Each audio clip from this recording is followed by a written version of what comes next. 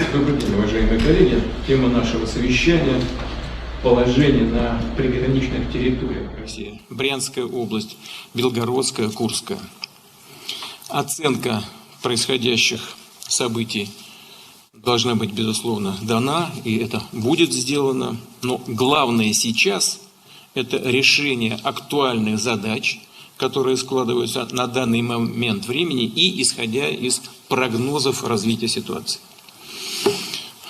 Главная задача стоит, безусловно, перед Министерством обороны. Выбить противника с наших территорий и совместно с пограничной службой обеспечить надежное прикрытие госграницы. Федеральная служба безопасности совместно с Росгвардией должна обеспечить режим контртеррористической ситуации и эффективную борьбу с диверсионно-разведывательными группами противника. А перед Росгвардией стоят и свои боевые задачи. Гражданские ведомства обязаны обеспечить снабжение силовых структур всем необходимым. Не буду всего перечислять. Но это, безусловно, касается промышленности, транспорта, строительного комплекса, медицины, ну и финансового обеспечения. Ну и, наконец, все вместе с руководителями регионов соответствующих должны сосредоточить внимание на главной задаче, а это поддержка наших людей, которые нуждаются в помощи и защите. Перед тем, как перейти к работе и предоставить слово участникам совещания, добавлю еще несколько слов. Очевидным становится, что теперь ясно, что почему киевский режим отказывался от наших предложений вернуться к мирному плану урегулирования, так же, как и к предложениям заинтересованных и нейтральных посредников.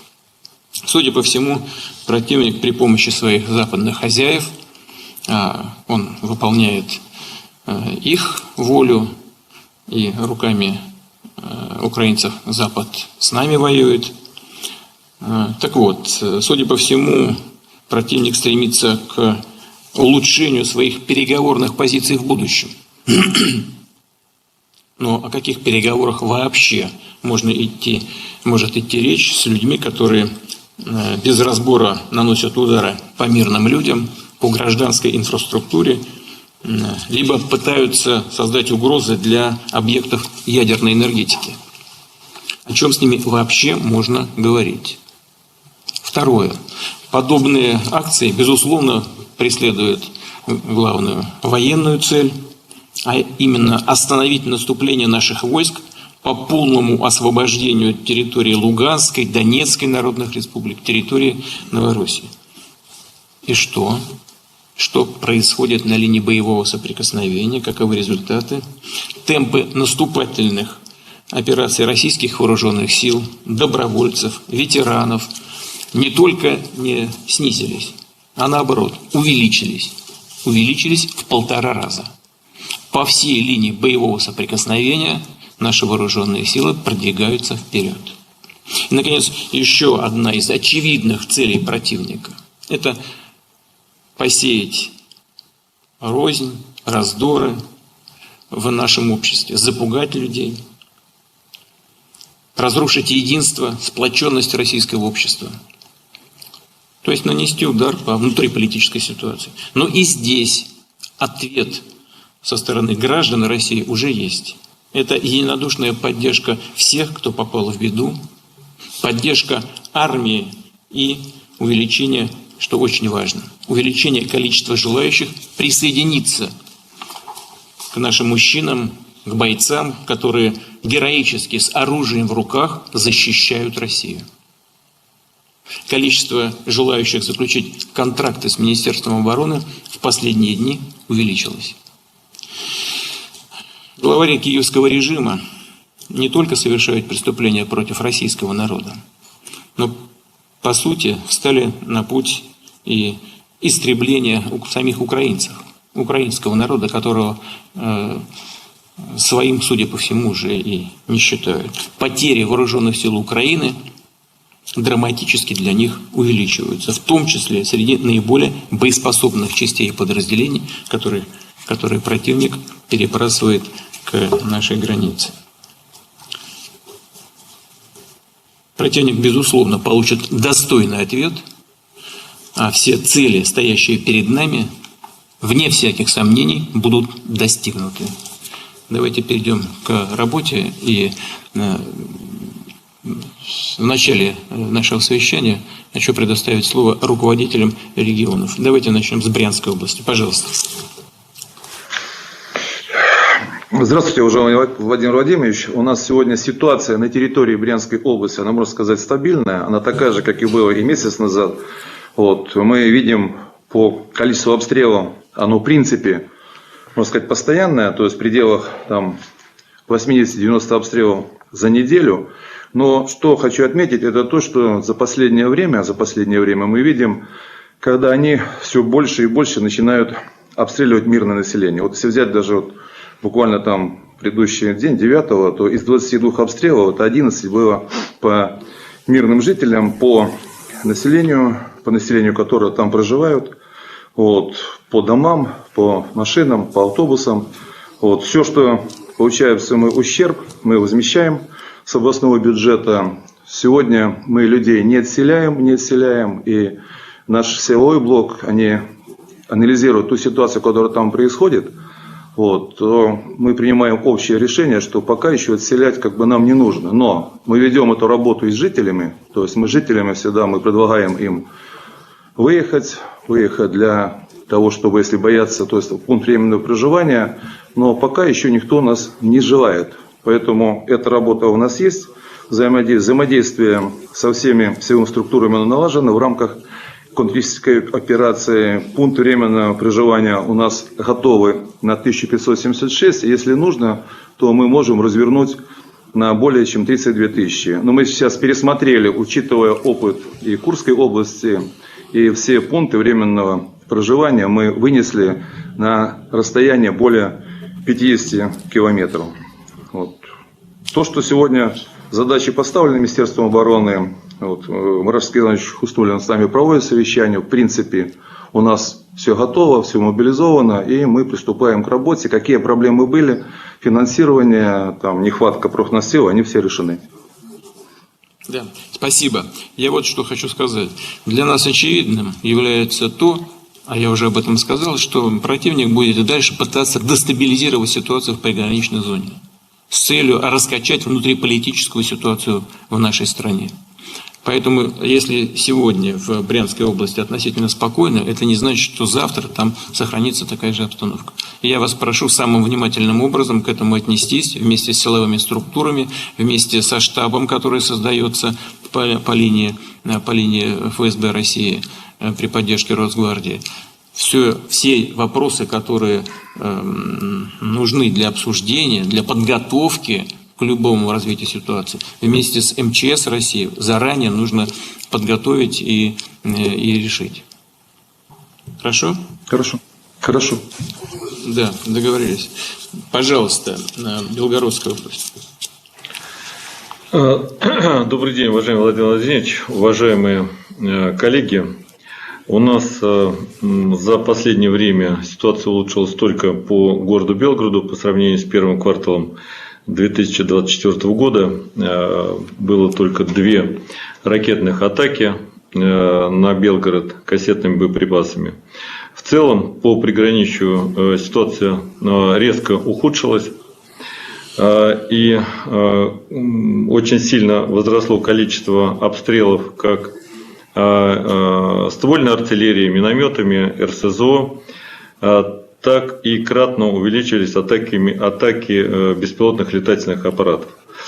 Резко растет количество в 2024 году разрушений, повреждений жилья. В целом у нас за 2,5 года пострадало более 30 тысяч домов и квартир. Сейчас мы восстановили 25 тысяч, но, к сожалению, обстановка вдоль границы не позволяет нам активно это делать. потому что самая тяжелая ситуация сейчас Шебекино, это 38 тысяч человек город и 85 тысяч округ. В 2024 году ранено почти 300 человек, 36 человек погибло. В день мы имеем от 3 до 5 атак из в основном ствольная и артиллерия и РСЗО. 3-5 домов мы получаем повреждения, практически полностью окна, кровля. Полной информации нет, но по нашим расчетам порядка 50-70% города Шебекино на сегодняшний день покинули территорию. И социальная напряженность в Шебекино растет, потому что главное, что мы не можем дать гарантию безопасности, обеспечить. Размещаем в пунктах временного размещения. В целом мы еще в 2022 году, у нас 17 тысяч мест развернуто. Сейчас в ПВРах у нас находятся области 2100, за пределами области 1000 человек. Сегодня, после сегодняшних событий, мы в Краснояружском районе переместили около 10 тысяч человек, и пункты временного размещения приросли еще порядка 1500. По вашему решению, Владимир Владимирович, мы имеем возможность на сегодняшний день за пределами Белгородской области. У нас лимит на 6500 человек. Это те, кто имеет легкие ранения, у которых повреждено жилье или полностью разрушено. Сейчас 2800 человек находятся за пределами. Благодаря вашему решению у нас сейчас 5500 детей выехало за пределы. В целом за лето это порядка 15 тысяч человек. Эту работу будем продолжать. В целом, кроме Шебекина, это Красная Руга, Грайворон, треть Белгородского района, Борисовский район и Валуйский округ. Проблем мы очень благодарны за ваше решение, уважаемый Владимир Владимирович, по поводу того, чтобы принять решение и отселить сейчас 12 тысяч человек по тем населенным пунктам, которые сейчас по факту уже закрыты. Но в целом, там, где происходят ежедневные обстрелы, мы видим угрозу приближающейся зимы, и мы практически не имеем возможности заезжать на спасательные техники. Почему? Потому что противник ее уничтожает. Мы не имеем возможности оказывать медицинскую помощь, потому что противник ее уничтожает. Мы не имеем возможности зачастую, во многих случаях, восстанавливать электроснабжение. И понимаем, что при приближении зимы оно кратно увеличит проблему. В целом, вот такая ситуация, это порядка 115 тысяч человек по приграничью. По решениям хотел попросить. Недавно было принято решение по увеличению выплат за чрезвычайные ситуации и теракты. И, к сожалению, понимаю, что это техническая ошибка, но все же люди очень сильно переживают, считают, что несправедливо. Это не коснулось выплат для жителей пострадавших районов от обстрелов со стороны вооруженных сил Украины. И я прошу вас, чтобы эти выплаты, это повышение с 10 до 15, с 50 до 75, со 100 до 150, оно было перенесено и на Белгородскую область. Я хотел попросить, если есть возможность, тоже очень большая проблема, когда полностью разрушается жилье, у человека остается обязательство по выплате ипотеки.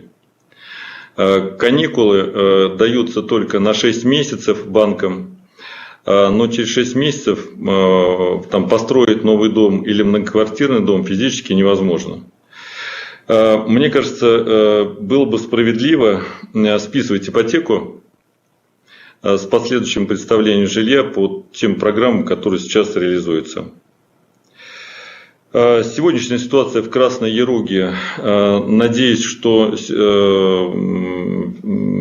взаимодействие между всеми силовыми структурами, в первую очередь Министерство обороны, погранслужбы, решат ту проблему, ту текущую ситуацию, которая возникла утром.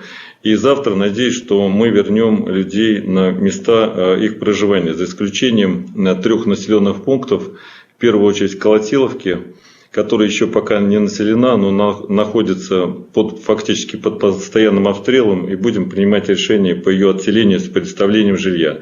Такая возможность в пределах ранее принятых решений правительством Российской Федерации, в вашем решении, уважаемый Владимир Владимирович, она есть.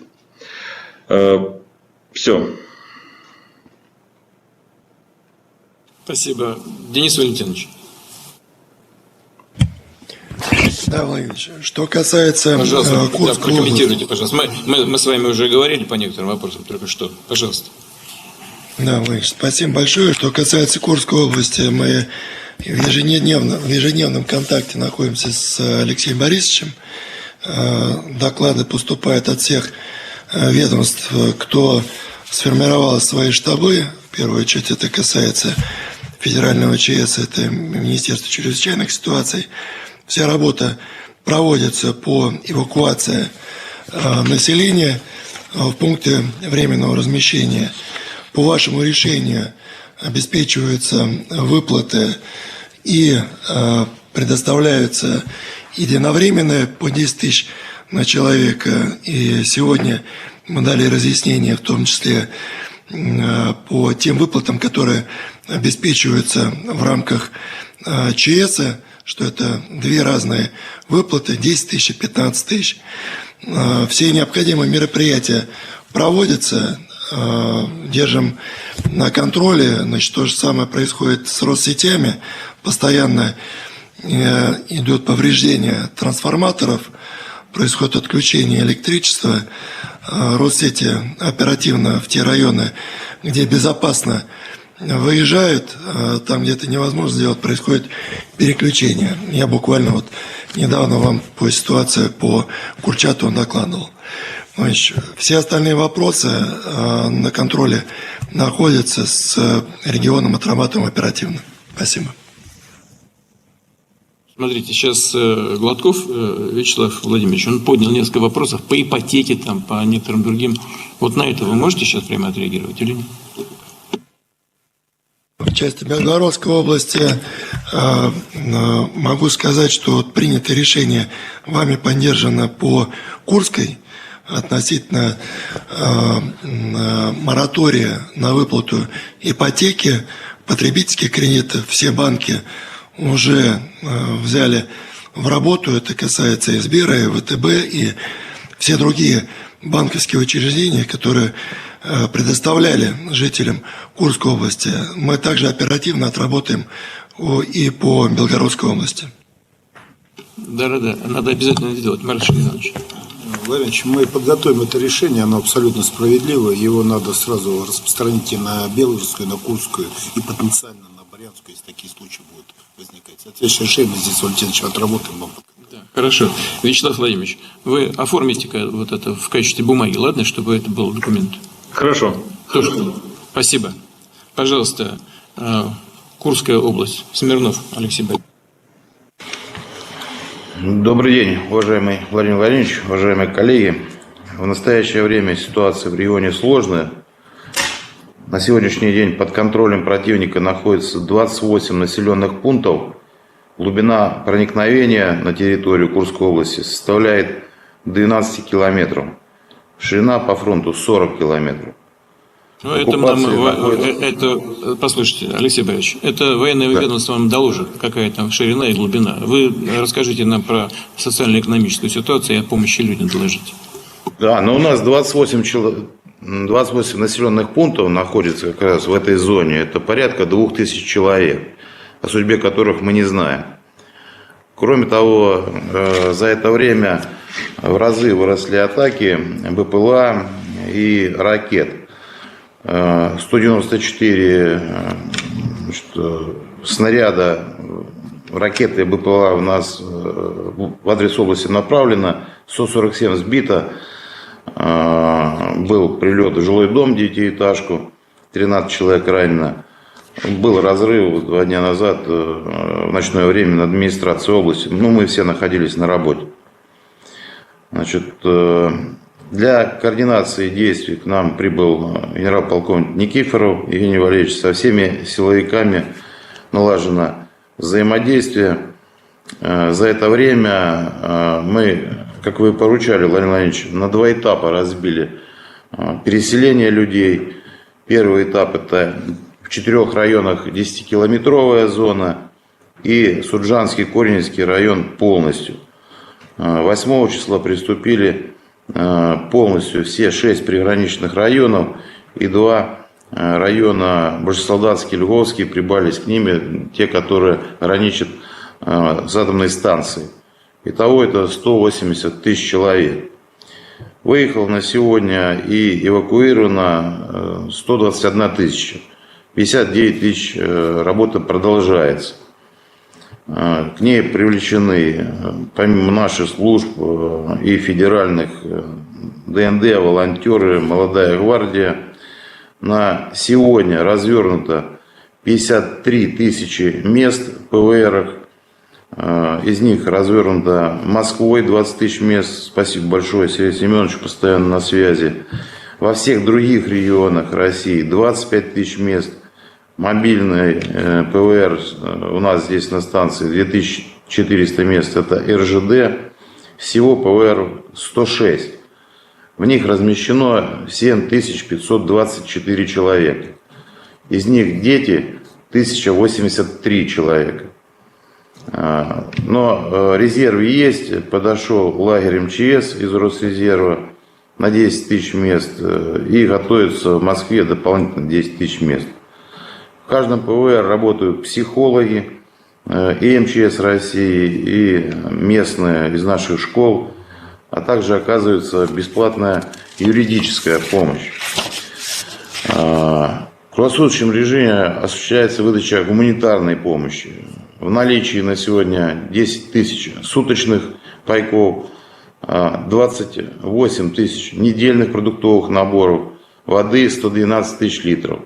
В пути суточных 13 тысяч, воды 260 тысяч и продуктовых наборов 148 тысяч. Проблем здесь нет. Также дополнительно работают много гуманитарной помощи от жителей. Недостатка нет. По медицине свободно 1912 коек. Кроме того, развернут госпиталь ФМБА на 100 мест и госпиталь Минздрава России на 100 мест. Количество бригад скорой помощи 108, работает в приграничье 61 и санавиация. Запас лекарственных препаратов и крови достаточный. Мы продолжаем забор крови при необходимости, проблем нет. Количество прибывших врачей в Курскую область 422 человека. Курских врачей работает 436 и 840 среднего медицинского персонала. Погибших гражданских лиц 12, раненых 121, в том числе 10 детей. Круглосуточно работает колл-центр. И все возможные наши точки получения информации, письменные, в администрации приемные. За это время поступило 35 тысяч обращений граждан. Мы осуществляем выплаты по 10 тысяч рублей, средства получили. На сегодня данные средства получены 2100 гражданами, хотя подано заявлений 46 700. Работали с Минцифры и обеспечиваем вот с сегодняшнего утра сможем в автоматическом режиме перечислять 1000 заявлений в час. Поэтому проблему эту закрываем.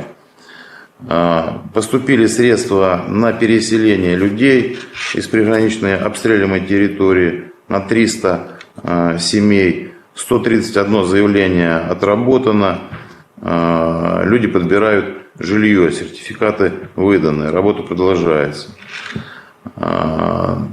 Принято решение, спасибо большое, о моратории оплаты жилищно-коммунальных услуг и процентов по кредитам. Аварийные бригады созданы, все службы работают. Также ведем работу с ущербом промышленных предприятий и сельхозтоваропроизводителей.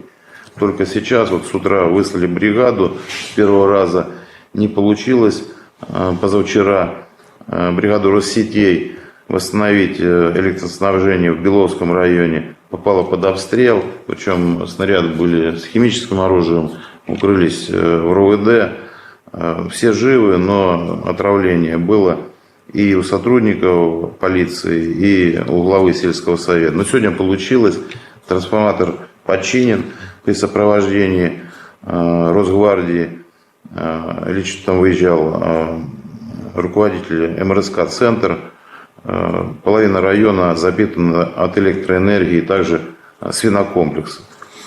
В настоящее время приступили к выполнению здания Министерства обороны по строительству 90 взводных опорных пунктов. Туда привлекается 350 единиц техники и задействовано до 5000 строителей. Находимся в постоянном взаимодействии с первым заместителем председателя правительства Мантуровым Денисом Валентиновичем, Хуснуллиным Марашем Кензяновичем, Минстроем и Минтрансом. Кроме того, выкопали 40 километров противотанкового рва из запланированных 46, работу заканчиваем. Также приступили к размещению 40 контрольно-пропускных постов. Режим КТО введен с 23 часов 9 августа текущего года. Работаем с ФСБ России и ОВД. Проблемные вопросы. Для нас проблема это как раз, учитывая, что там нет четкой линии фронта, это понимание, где находятся боевые части. Волонтеры работают, постоянно пытаются вывести людей. У нас заявок от родственников на 3500 человек. 2 волонтеров пропали, ДНД у нас попадало в зону действия ДРГ. Вывезли они порядка 2000 человек за эти дни. Работа продолжается. Поэтому здесь очень важно знать, в какой момент, где находится противник. Был вопрос по выплатам 10 тысяч и 15. Спасибо большое за то, что он урегулирован. Люди волновались. Это одна и та же выплата, взаимопоглощающая или разные. Сейчас успокоим их сомнения. Спасибо большое, Владимир Владимирович, за решение. Ущербы будем подсчитывать позднее. Ну и у нас сталкиваемся сейчас с проблемой. Населенные пункты, районные центры опустели. Конечно, они сейчас занимаются военными частями. Не все уезжают. У нас непринудительное отселение. Поэтому продолжают работать магазины. Мы вынуждены были запретить торговлю алкоголем. Следим за случаями мародерства. Конечно, есть опасность того, что здесь действуют в нашей одежде, в наших машинах, с нашими документами диверсионные группы. Поэтому усиливаем патрулирование. Москва помогла, вот к нам пришло 1000 человек из московского предприятия государственного. Сейчас ждем для усиления охраны мостов, железнодорожных дорог, людей из подведа Минтранса России, наши ДНД. Но мы надеемся все-таки в разрешении вопроса, что также по аналогии, как с Москвой, их можно будет вооружить. Заявление подали 1200 человек.